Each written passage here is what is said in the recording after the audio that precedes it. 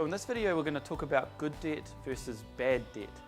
Believe it or not, there is such a thing as good debt. So what is good debt?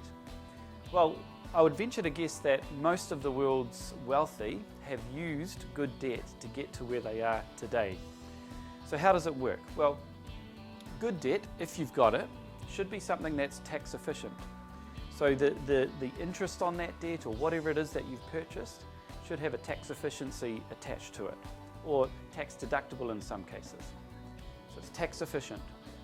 That debt should also be providing you with income, so it's paying you to have that debt, which of course in turn makes that debt self-funding, so the debt is paying for itself as much as possible, and in some cases is more than paying for itself. It's putting money in your pocket to have this good debt.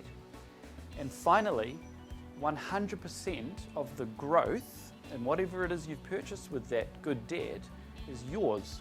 You get to keep that growth. It doesn't belong to the bank, doesn't belong to anyone else, it's yours, and you're using that to bank for the future wealth creation aspirations that you might have. So 100% of the growth and whatever it is you've purchased with that debt is yours. Bad debt. What is bad debt? Well, bad debt is really your home mortgage, believe it or not.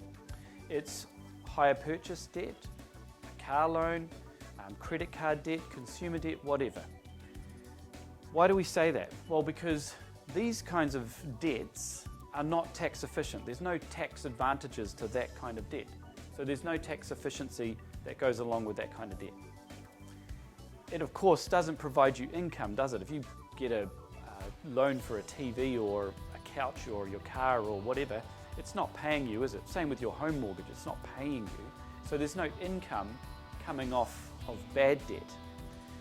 And it's not self-funding.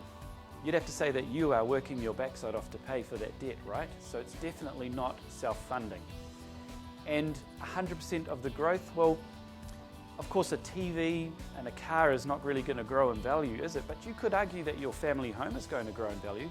However, you have to live there, right? So we can't shave a chunk of your family home out and use that to grow your wealth or fund your retirement, for example. You have to live there. So we would say that those things are also bad debt. So we just wanted to educate you on that there is such a thing as good debt, and of course there's a lot of bad debt out there. Our goal at Good Life is to get rid of this bad debt as quickly as we possibly can.